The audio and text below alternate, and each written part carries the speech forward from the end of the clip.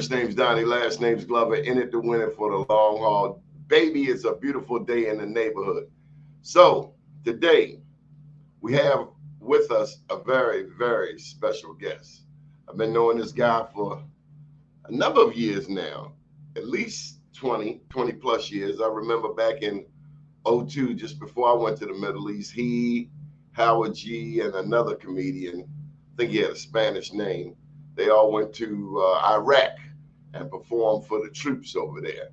Now, we attempted to bring his partner on a few weeks back, and the boss asked me, like, well, what does a comedian have to do with mental health? He has everything to do with mental health, because we know that if we laugh more, we, it chases away the blues. But this show is not about comedy. This particular show is about a very serious topic.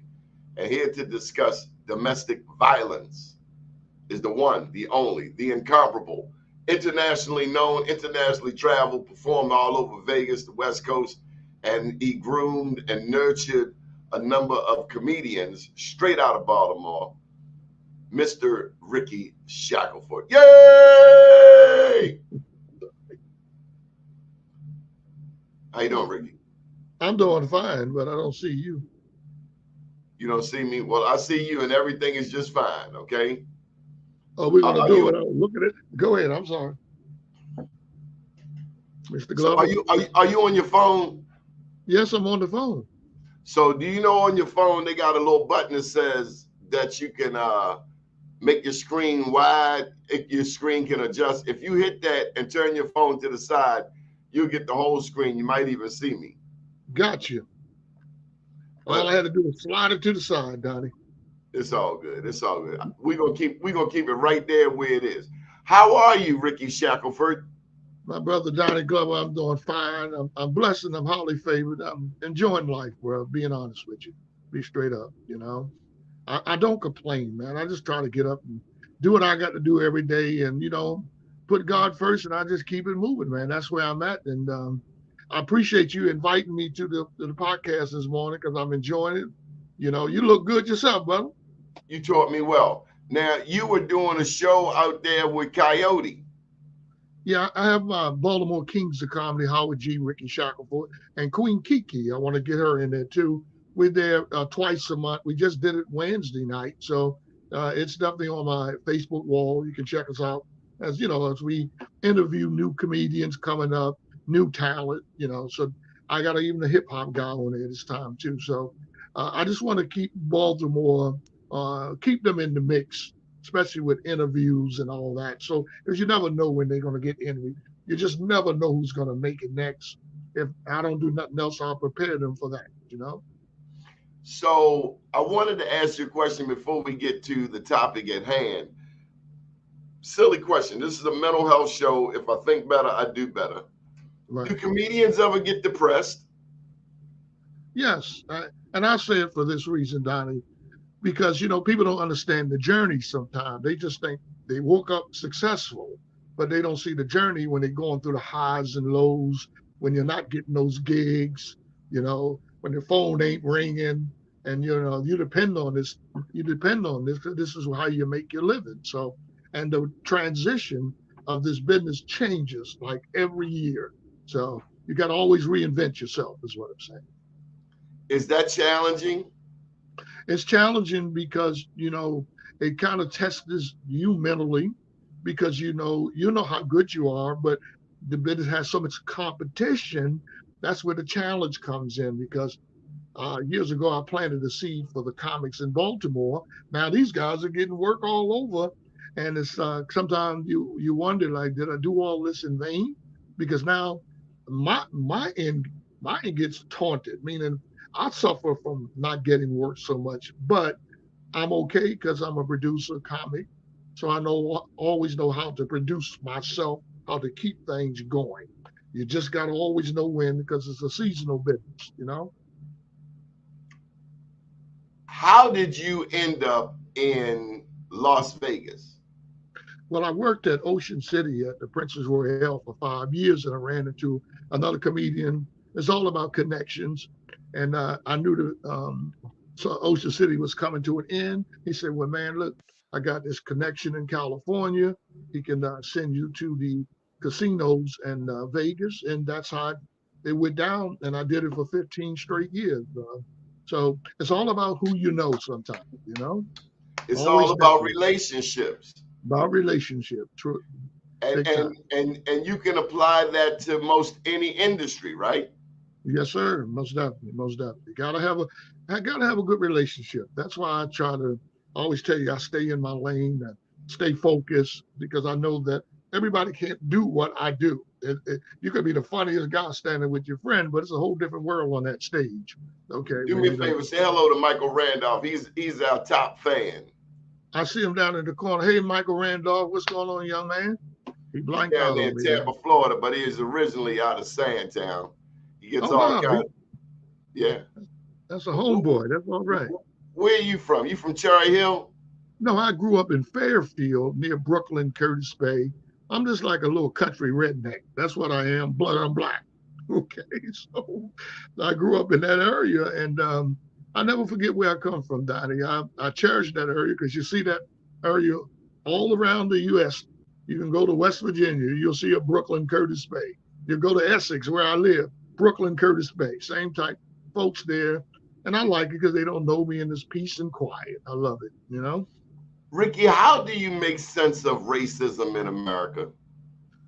Well, Donnie, you hitting really something really tough because when Barack Obama hit the chair, I wrote a stand-up called "I'm Going to Change the World," and I was real adamant about it because I'm in a mainstream type comedy where there's black, there's white, there's Spanish. So you take it personal when you're black up there and you're entertaining other folks, and how race it really hurts me because I'm trying to make a difference. And is it working? I'm only one person, but is it working? That's what I'm always considered.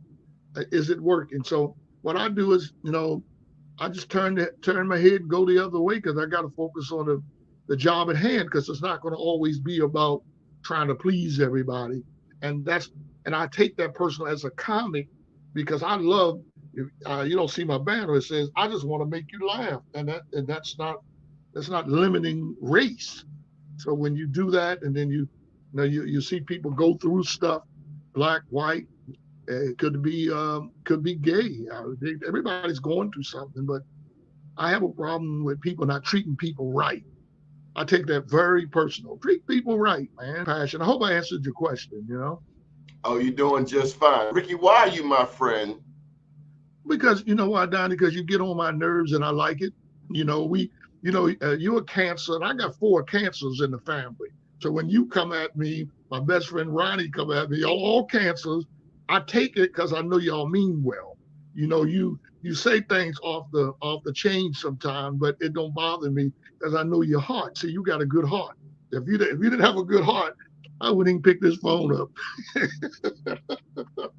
and Rickey, when you guys went to what was the third comic's name in that went that was direct with?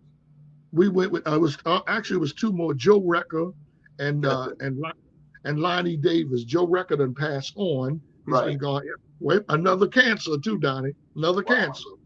He was like an older brother. We were the same age, but he was had that old demeanor about him. Everybody respected him.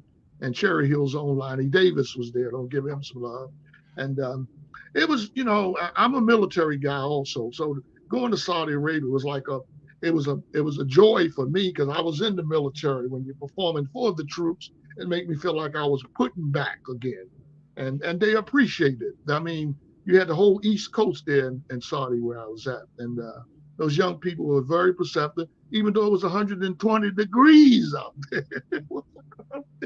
I mean, you sweat from just breathing. You know what I mean? So Was that your first time in the Middle East? first time in the Middle East, but I've been to London and other European countries. I've been there, Turkey. I've been to Italy, but really being in Saudi Arabia and not that far from Dubai. That was almost something that people can't buy this journey that I've been on. It's like being on vacation forever. So When's the book coming out, Rickey? it's amazing because I just had some DC comedians hit me up from the Mecca, and they want to know when I'm going to write the book.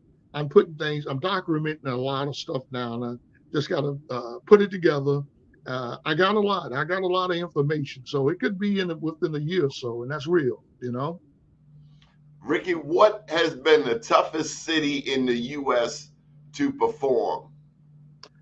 Well, whew, that's a great one Like right what there. city has the toughest audience? I've dealt with Pittsburgh, and they was a little rugged. And I don't know if it's because I'm coming from Baltimore, and Pittsburgh and Baltimore's always been rivals. And they was kind of tough on, because I opened up for Adele Gibbons, I'll never forget. But they was kind of like hard, like, why y'all so hard? But sometimes, people with rivals take things personal. I'm Baltimore, they're Pittsburgh. Come on, Baltimore and Pittsburgh been fighting all their career, with the NFL. So Pittsburgh was kind of tough. But normally, most comedy audiences are very perceptive. They come there to laugh. They Have just you seem ever like they performed in Chicago? I've never worked in Chicago, and I know plenty of Chicago comedians that I work with, but I never worked with. I worked with Jane Hanna. He used to be the writer for the Bernie Mac show. Don't want to forget Durant Howard. These guys, the names you won't know, but they're out there still. One guy passed away, James. May you rest in peace. Bernie Mac knew him very personal, but we were on the road for 2.5 weeks. Uh, so Adele Gibbons, another Chicago girl. So these people, they're very funny. That's a tough market there. A lot of quality talent comes out of Chicago too. Rickey, you think I could be a stand-up comedian? I think if you have the passion, I think you're like one of those sideline guys that's funny as crap, but if you have to do it and take the blows that goes with it, that's where comedy becomes personal. When some people don't like to take the thick skin when you're having a bad night because you got to get up and do it again.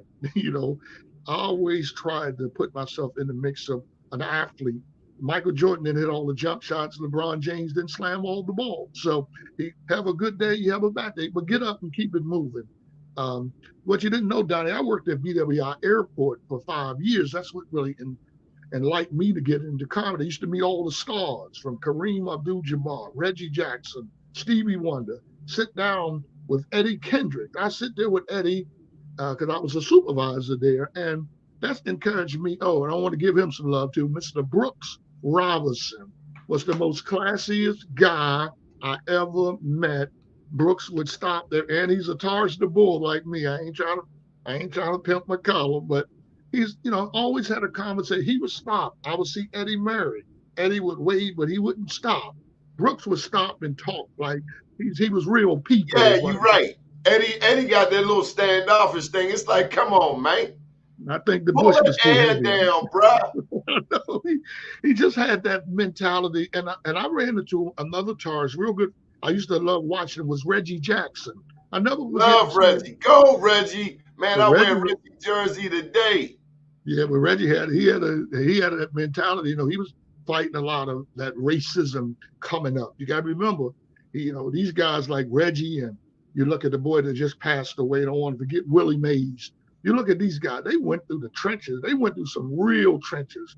Because one of the guys said they had to take and put them in a hotel in another city, and you playing in this city, and they got to put you an hour away from the team. That's ridiculous to me. So that's where when you ask me about the racism, that burns me, bro. How That do you think it played on their mentality? This it, show is about, the theme is mental health. What do you think it did to their mental health? listen, I'll say it this way. It really, if I was in that situation and I could feel them, it would really make me feel like I'm not wanted. Any given day, you don't know what's going to happen because it was crazy going on those tours in these white cities, and you're the only black ball player. I mean, just look at the guys that paved that way. So mentally, whew, they had to be some real strong brothers to deal with that. Mentally. They had to real be strong. It's one thing you on the field playing, Right, and then right. somebody throw a bottle at you or something. Well, look at the word they throwing all day, that N word all the time. They hear that up and down. And it's like, man, that's why, and I say this, Donnie, that's why I tell the young people, respect the ones that paved the way.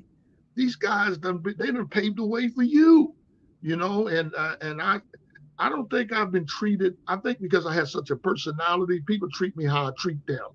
And trust me, I went into Brooklyn, the Brooklyn area, Curtis Bay, and did comedy there. Where boy, I thought the Confederate flag was going to bounce out right here in Baltimore, but I had no fear because, like I said, I was used to it being on the road from doing stuff like West Virginia.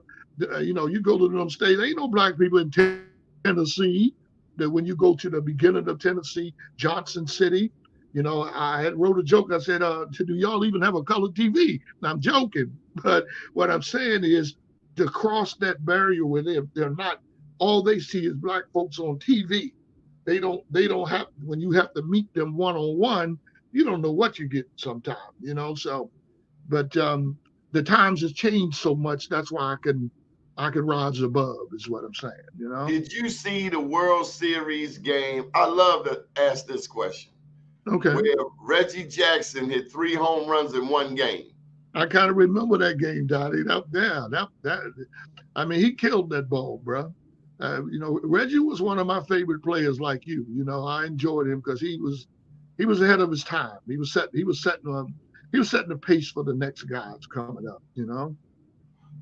What do you think he felt when Baltimore wouldn't treat him right? He goes to New York, gets a lot of love, and then all of a sudden he becomes Mr. October after that. I think it was 1979 World Series game where he hit them 3 homers in one game.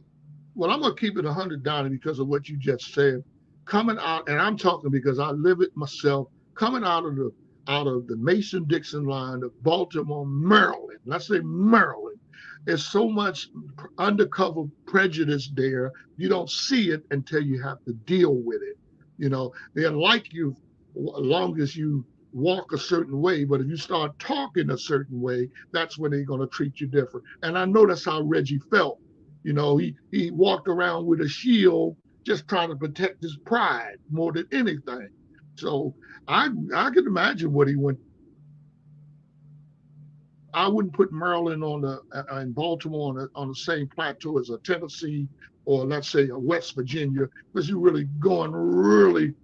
go into Trump nation. I'll put it to you that way, because he opened up a can of worms. I'm using Trump for an example that people weren't ready for that invasion down at the Capitol. They weren't ready for that stuff.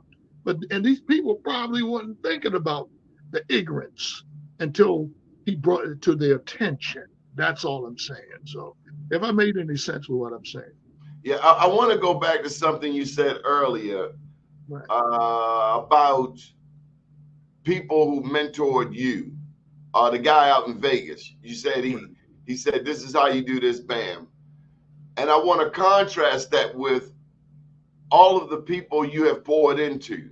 Is it possible, Rickey Shackleford, comedian extraordinaire, veteran of the game, writer, producer, play director, is it possible opportunities have come to you because you understand this concept that with a closed hand, that's right, nothing gets in and nothing gets out. But with an open hand, there are endless opportunities, endless possibilities.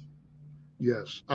It always did, Donnie. One of the things that helped me, I'm going to use Baltimore for an example. When I first started, there wasn't no other comics out there but me and the amazing Joe Cini. He used to have a Muppet, and we used Joe to really. Cini. Wow. Yeah, that was the 80s? Yes, and because I started in 79, see, and Joe and I ran. Joe was getting work from the schools. He was doing a lot of work in the schools, and we used to have the same conversation, but he wasn't a promoter like me. See, I did comedy, but I self-promoted myself, but I saw the problems that we're dealing with. That's why, excuse me, that's why I created BWT Production, businesses working together. And the reason why I'm saying all that is because I saw the problems, and you on that ground, we didn't have no internet. We didn't have no Facebook. Everything was, you better hustle and flow as the movie go. You had to hustle, grind, and keep it moving. So to see all this and to see the transformation that we're in now, you know, and I'm not patting myself on the back, Donnie, but I did a hell of a job because I saw the problem coming out of the military. It didn't change.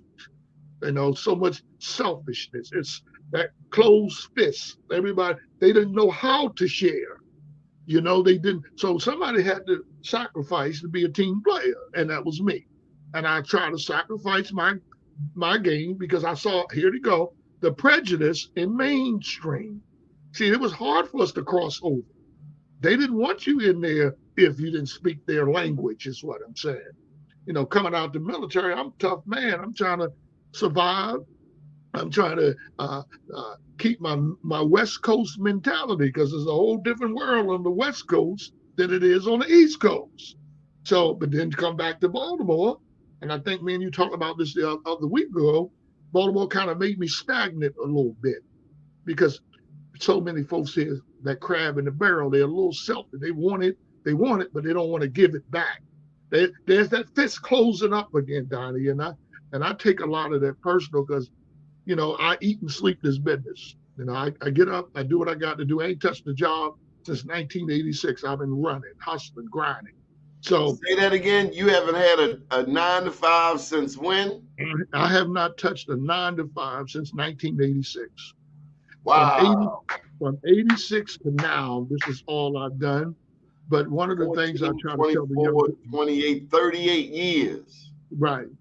See, wow, Rickey, you've been hustling for 38. That's nearly 4 decades. Most of them. I tell a lot of the young people on my mic sometimes, I raised 4 different generations, okay? And to do that, I still see people today say, I remember you from Gatsby's, or I remember you he from just 20 grand. Look right there. Look. I can't see it. I don't want to touch the screen. Rickey at the Gatsby, first time we saw you, Glenn Smith. You know Glenn Smith, the Reverend? Yeah, I know Glenn. Most definitely. Yeah, so, to see all those guys, and he kind of tags me on Facebook every now and then also, but to see these guys and they say, well, man, you still going. Well, you don't have passion for something, bro, you ain't going to succeed. You got to have passion for it. Just like you got passion for what you do. That's why I respect you so much.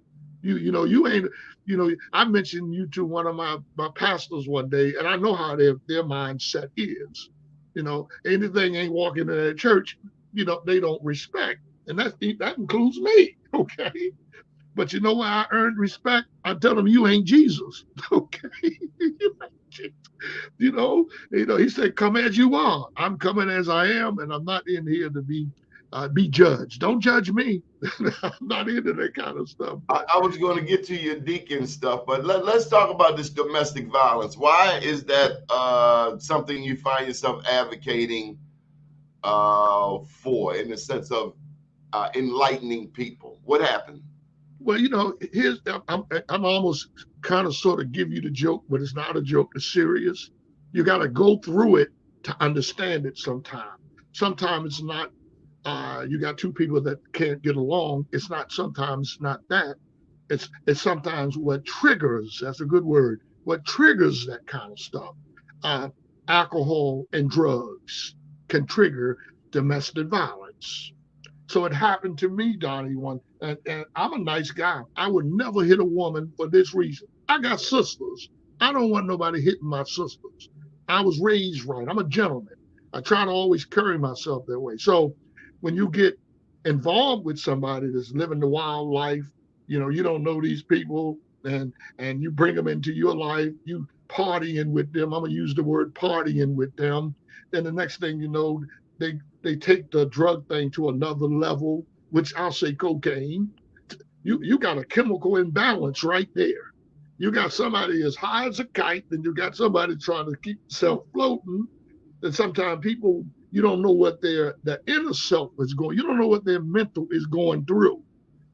For some young lady hanging out there partying at the night, and you run into her, and you trying to take her trying to show a little class, and then you end up getting caught up with the drugs and alcohol with them, and the next day you wake up. What happened to me was I went away for 2 weeks, gave her my key to my house, came back to my house. I couldn't find her nowhere, so now I'm getting pissed off. All this time she out there partying. I found her, got her back to my house. This girl actually think because I'm a nice guy that you can beat me. You cannot beat a man, first of all. I don't care what man, you're not going to beat me. So I had to let her understand, look, sweetie, I love you, but you high as a kite right now.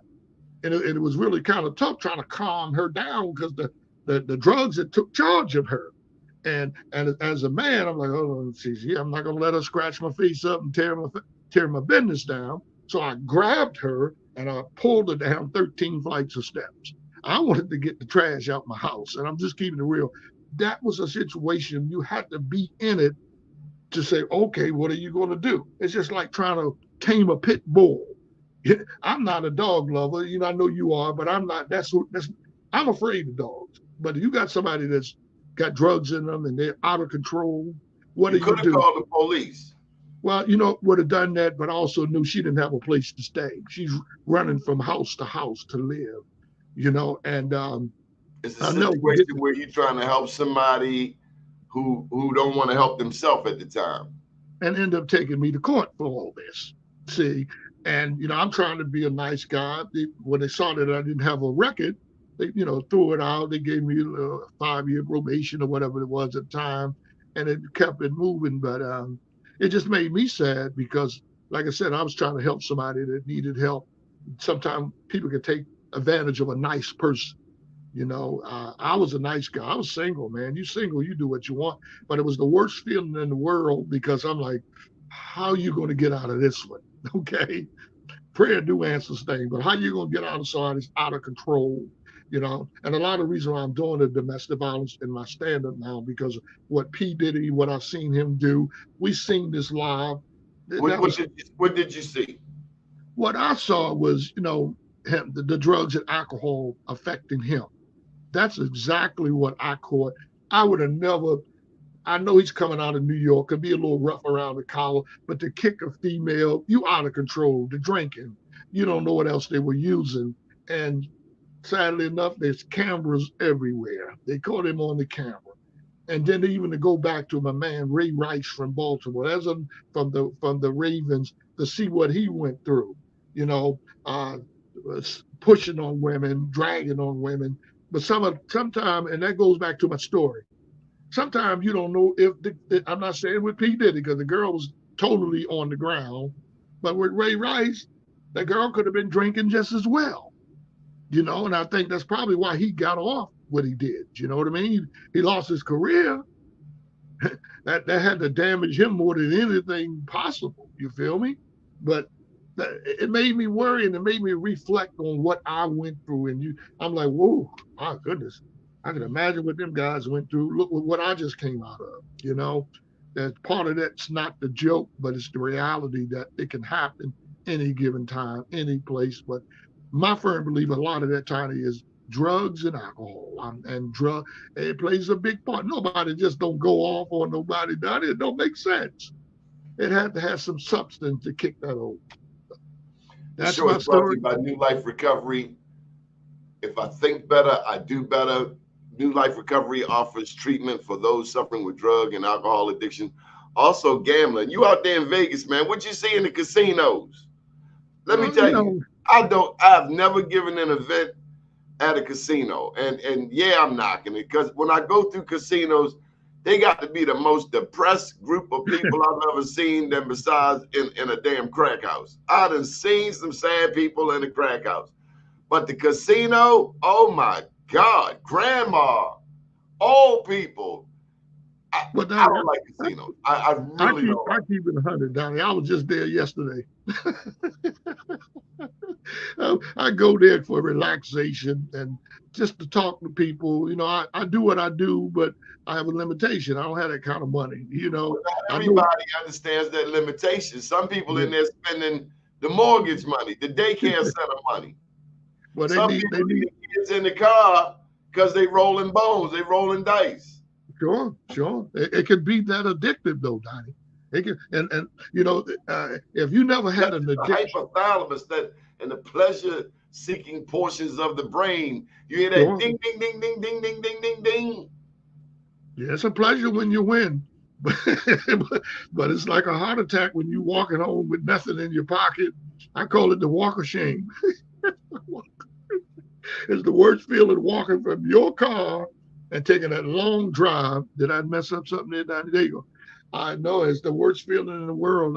Like I said, you leave one problem and then you run into another, and it's not. And that's the life we live sometimes. I used to have an older brother, cancer again. That brother would gamble all night. That's how he was. That's what he enjoyed. It's the challenge of winning. People love to win. You know, Any means I like to necessary to keep my the. money in my pocket. I saw Yeah. gambling up. I saw it up close, and I saw how it changes. It affects people's mood. That's what they say about drugs and alcohol. Mood altering. That Sure. gambling can be mood altering also. Well, I had tried to over the last month. True story. Since we on that, I said I'm going to shut it down.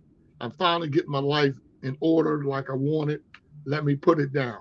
All I had to do was touch it one time this week, and I've been 3 times in one week. See, that's the addiction again.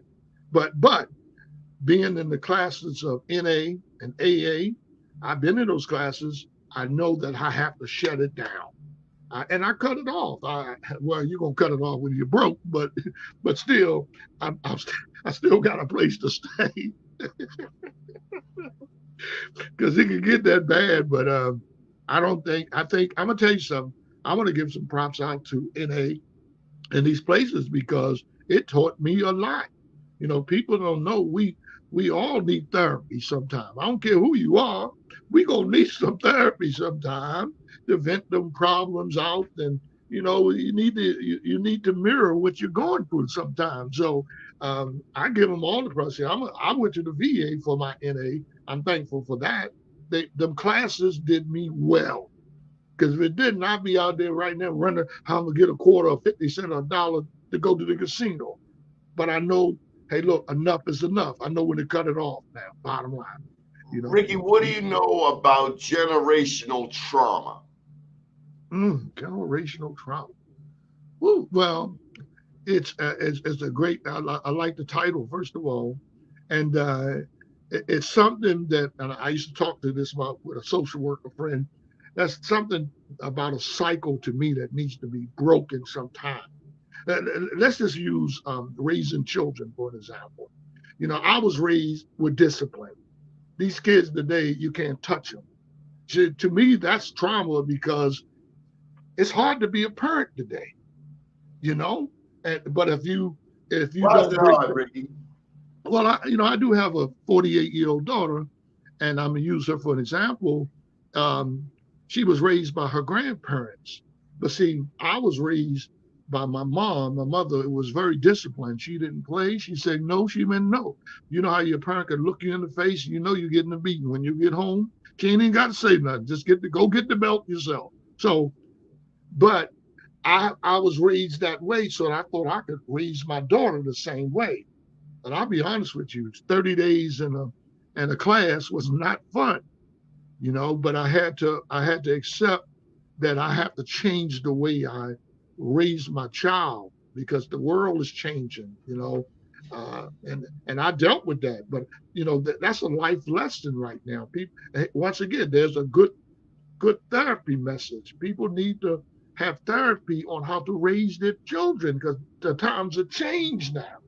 You're going to jail if you hit these kids. You understand? Possibly. And you're They going to gotta, jail. they gotta find the phone first. They got to find me. But no, but I think that cycle need to be broken. But we also, this no different than anything else, Donnie. Everything changes in time. We just have to be ready for the change of the time. And I think that's how I've adapted so many years in the business. I had to be ready for the transition. No, that's just like life with anything. You got to be ready. If there's a change to come, it's got to be changed. I talked to this girl the other day. She go, I don't even have cash yet. Honey, you're 71 years old. Cash app is a faster way for you not putting all your money in the bank, keeping something in your pocket, and transitions with other people. So it's legal. It's not like this is illegal.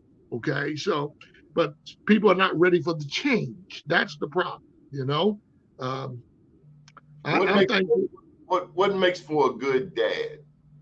When wow, well, you hitting home today, boy. you hitting, it's funny.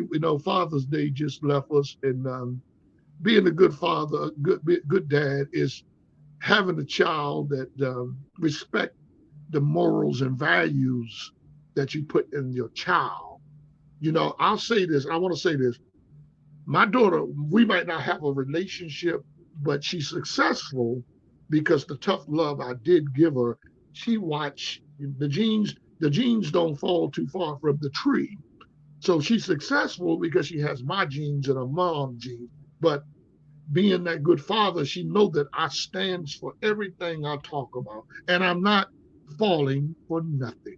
Okay, that's what I've learned in the years of being a dad and raised up as a kid myself.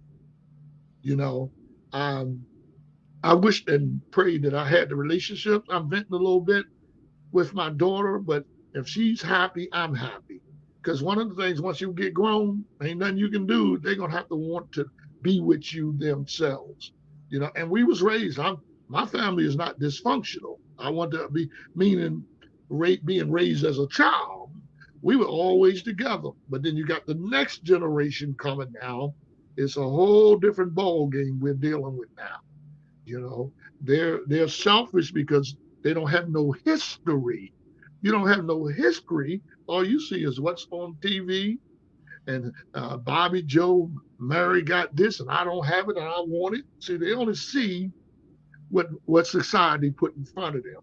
They don't see the school of hard knocks it took our parents and forefathers to get where we at, to make it easier for them. You feel me? Ricky, I was watching a movie, and I want to get a shout out right now, right here on this show, to a comedian who has made all of us laugh, including you. And I want to shout him out for, like you, several years of being in the industry, several years of setting a gold standard. Everybody knows about Kevin Hart today, cat worth 300-400 million. We know about Cat Williams, but I'm thinking about somebody who did something that I've seen you do, and I've heard about you doing. I want to shout out Eddie Murphy. Let me tell you why. I was watching Harlem Nights, and it's a very basic thing that I'm getting to. In Harlem Nights, and this may have gone over some people's head, but I'm a historian. I love history. Most of them. He had Richard Pryor Yes, sir. and Red Fox, your man. Yes. So you got Eddie, one generation, you got Richard, another generation, and then you got Red Fox, a whole nother generation. All in one movie, all sharing the spotlight, playing their role. I remember when Fred put them big old thick glasses on. He was calling numbers at the gambling table. Della Reese was in there. A lot of people don't know Della Reese was one of the first black women with a television show, if not the first, if I'm not mistaken. Is that right? Sure, sure. Yeah, she's one of the first. I'm thinking of a couple others, but she was one of the first. So what I'm getting to is, can you appreciate that about Eddie Murphy? How he brought 2-3 generations together in one film, and because it's been said, I get so annoyed when I hear black people say, "Oh, black people don't stick together." I want to say, shut up. Right. We are 15% of the population. What in the hell you expect us to do? We're 15%. That's a little fraction compared to all of this over here. And any industry we get in, we penetrate and we dominate. So I think we got to stop being so hard on ourselves. But tell me about your thoughts on Eddie Well, Murphy. Donnie, you seem like you pulling out all the stops today, and that What was. you this is Emmy nominated, baby. I see. You on your game today, bro. You on your game, Donnie Glover. I just want to make sure my friends can see this conversation a little later, because I want to share that with people. I They want to see it. share that. Great. When Eddie did that, You got to remember, you have my idols sitting there. I started out doing impressions of Richard Pryor before I did Red Fox. I used to have Richard so packed, Donnie, you'd have thought Richard was in the room. I don't do them anymore because there's a lot of strain on your voice. But When I to see first met those, God, when I first met God, the first person I met when I got up here was Stoney on the barber shop. Used to get bootleg haircuts. Now I'm trying to strain in there and give you what they call the bowl cut. That's when they put a bowl on your head and cut around it. Made all the Negroes look Chinese because that's the only way you get a job now at the railroad. So when I saw the movie Harlem Nights with Red and Richard, these see, Donnie, I didn't have, and I'm answering your question. I didn't have comedy open mics when I started. All I could do was listen to a Red Fox album. You big dummy, you so ugly, Esther. If I had a face like yours, I'd dip it in dough and make gorilla cookies. I didn't have the open mics to go to. I had to listen to a vinyl album.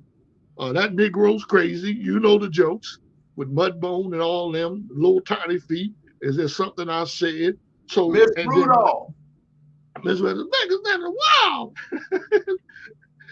She's squatting and pissed. for 15 minutes. Oh, strong ammonia piss, too. Donnie, when I first did Little Tiny Feast, I used to mimic all of Rich's material. That's what I'm telling you now. So when I did Mudbone, I had the straw hair on. The first person I met when I got up here was Stoney on the barber shop. Used to get bootleg haircuts. And I was in that person, I was in that personality of Richard. And my grandfather had all of Red Fox's albums. So this is some of the story that people don't know why and how I got into comedy. To listen to a Red Fox album, you couldn't do that in my mother's house. You cussing, talking dirty after dark is what they call it. You know what I mean? But these guys was my idol. Bill Cosby, whether good or bad, he still was my idol coming up. And to see these guys like Red and Richard and Eddie giving them homage to the work they done, that was just a form of flattery. Can you do a Bill Cosby impression? When I used, let me get my voice. This is Bill Cosby. You see, the reason why I don't like the Jello pudding because somebody put a pill in there. You got me laughing. But no, Bill was one. I had all the characters from And he Mushmouth. was able to do it without profanity. Yeah, A lot but of that's times. a lot of that. And I mean, I started out, Donnie, you don't know I do 50 impressions. Hey, Donnie, I'm glad to be on the Donnie Glover show. This is my mush, I must sound like Stephen B. A. Smith. What is wrong with Stephen Smith, man? They ripped him a new. What happened to what brother? I ain't a fan, but I really ain't a fan now, man. He over there leaning on OJ. OJ dead and gone, was not convicted. They went in on him. This one sister went on social media, did a rant on Stephen Smith. She's like, brother, slavery is over. Yeah, but you know what, Donnie? I think with the talent that he got, he don't have to kiss up to people. And I just think that if he want to lead, because he helped Shannon Sharp come back on ESPN. Stephen helped him at the same time. Just like they gave it to you, they'll take it away. you only being lent success. At any moment, let me just say this: I love comedy, but I don't like buffoons. As a media professional, what's very important to me is image. Right, most definitely. I love a Dave Chappelle. Sure. I love some intelligent conversation. I love some Cat Williams. Give me something intelligent. I can laugh, but I ain't gonna lie. I ain't trying to see you, dude, in no dress. I don't want to see you in no dress. No, I don't think that'll be me. Ever. No, you ain't got to worry about that. But listen, I'm all for comedy, but buffoonery and anything. Michael, this is probably the most intelligent thing you've posted all week. Generational trauma is a school of thought advanced by Black psychology and sociology that maintains that there's a direct relationship. I'll at least say there's a relationship between slavery and the experiences people had and what we call today black rage?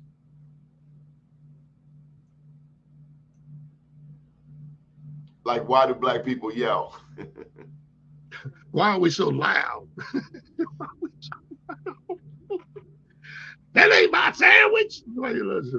Hey, listen. That's just some I was things. walking down the street and I heard this voice.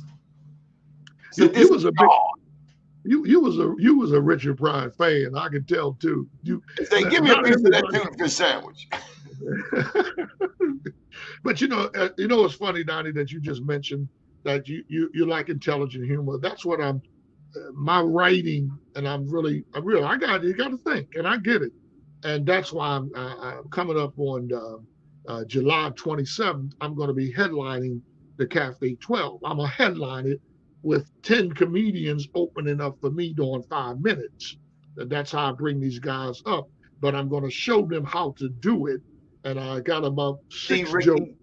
Rickey, why are you going to help the young comedians again? Why? You know why, Donnie? Because I played basketball for years, and I played with a little young guy named Muggsy Bogues. And I never forget Muggsy.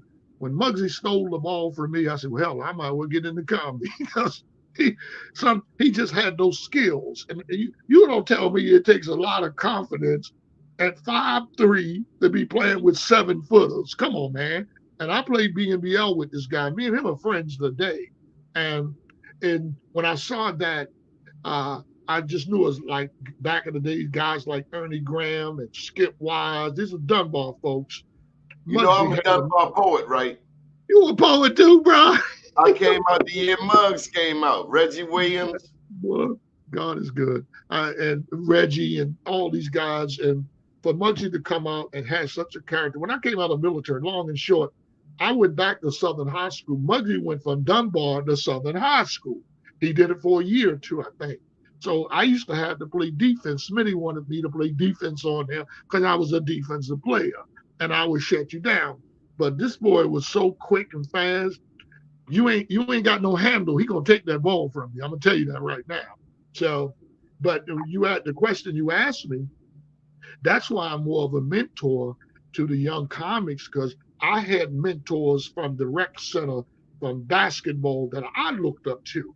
And I said, wow, we ain't got no mentors in comedy. Think about that from Baltimore.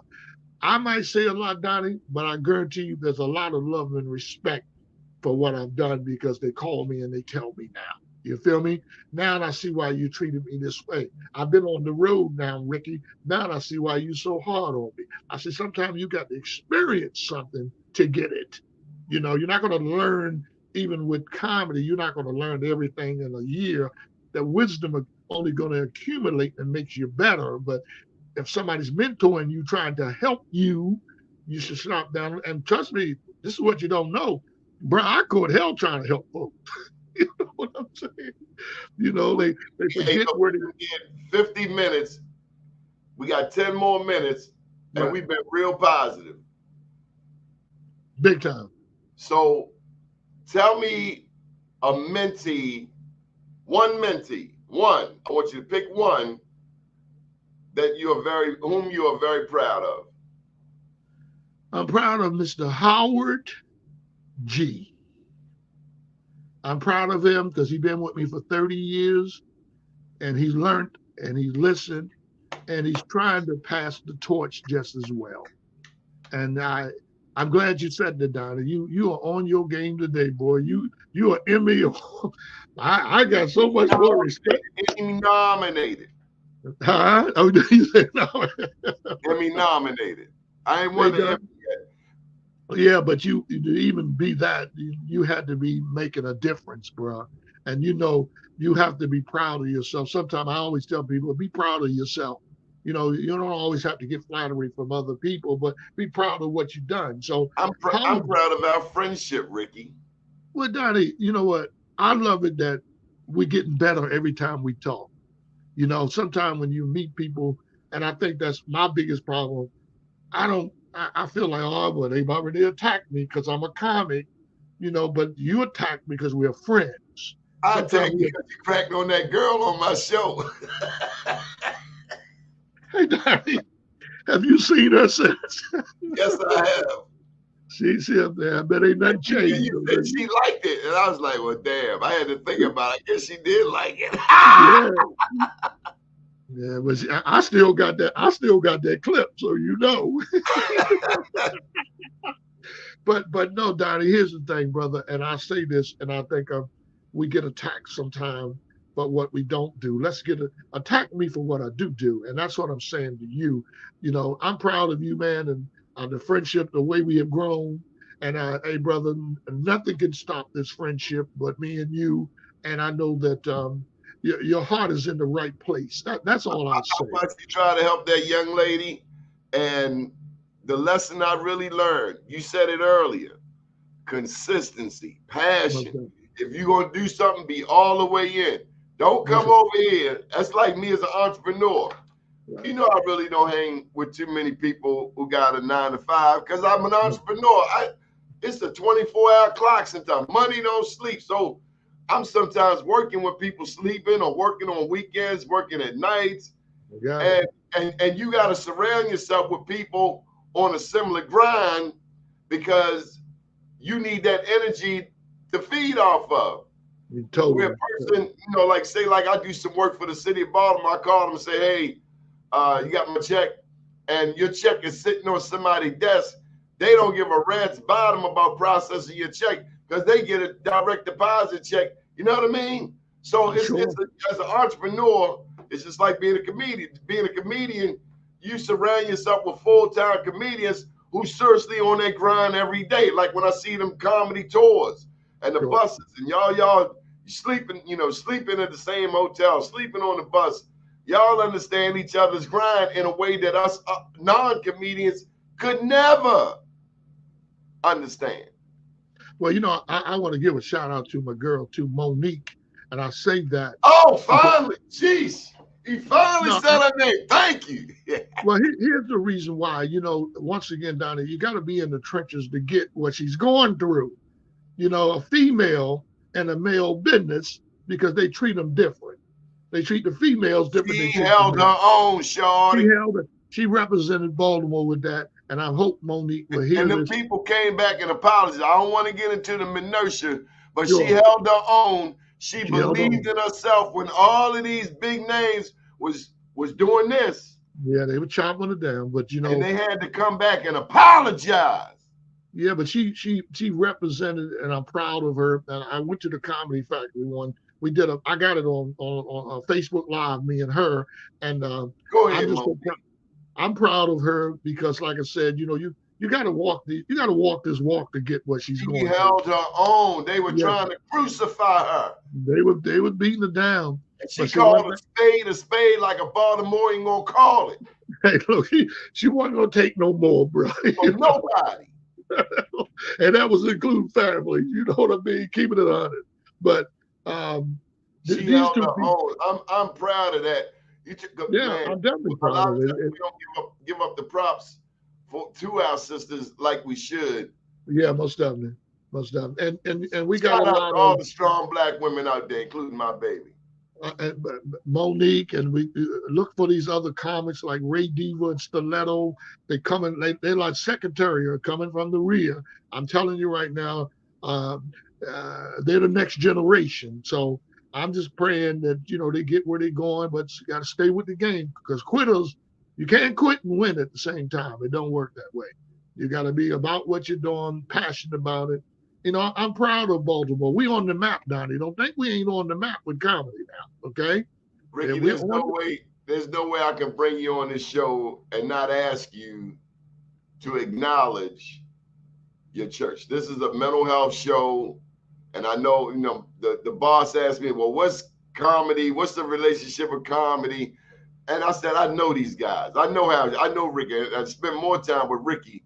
But Ricky, one thing that you inspire me, and you don't even know this, I call you like, Donnie, I got to ride my bike. I got to do my miles. That's inspiring. How old are you? Like 72, 73? For older cat, I'm for 60. older cat, for you to always be on your athletic grind. That Sure. inspires me. But also, some years back, you started talking to me about you being at the church and doing things at the church, doing Christian comedy. And maybe I never said it to you, but I've always appreciated that part of you. I mean, and family. You're big on family, Big family time. get-togethers. If somebody in the family clowning, you act like it don't get on your nerves, but because you want tranquility and you want us all to stick together. So, and thank you for bringing me on your show. But I'm gonna bow out and let you say whatever you gotta say for Well, the next. I want to, since you mentioned my church, I'll be there this Sunday. I'm to the Fountain Baptist Church right on Monument Street, 1215. Pastor Dr. Marcus Jones, I want to give him a shout out because he has really been inspirational, even with my stand up, even with the highs and lows that I go through. He gets it. Very few people get when you're going through something. We're both leaders, and I wanted to give him a shout out. Also, the Fountain family. I'll see you guys there this coming Sunday. You know, I don't listen. All the journey that I've been through, God is first, and God has been good to me. I'm so thankful for Him letting me ride out these 38 to 40 years in stand-up comedy. And like my theme says, I just want to make people laugh. Laughter is healing. We need laughter. If you don't take nothing away from me, do not take away my joy, because joy will come in the morning. So I want to thank my friend Donnie Glover for putting me here on this podcast. I had a great time. You have really showed up and you showed off, Donnie. You was on your Emmy Award game. You nailed everything, bro. And I appreciate you and I love you, man. Don't you ever forget that's real, bro.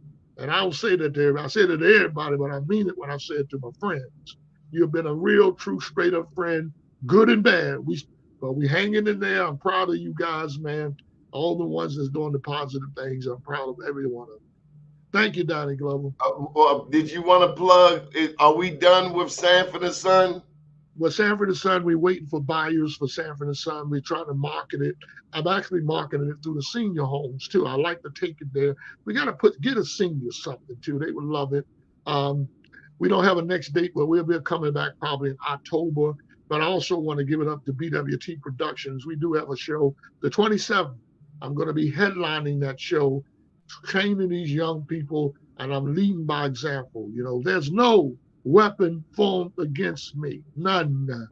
And I'm thankful for the talent that God gave me, and I've used it. So um, it's a lot going to happen, but I'm waiting on God to send it to me. Listen, man, the work has been done. You told me the other day you are world renowned. I know I am, but now I learned to be humble. See, some them little words means a lot because it came from somebody that's we're starting to get to know each other, brother. And I'm so thankful that you're in my life. I just want you to know that that's real. That's real, man. Thank you, Donnie Glover. I love you, Rickey Shackleford. If I think Most better, definitely. I do better. Good afternoon, world. Thank you, Donnie. Have a great one, man.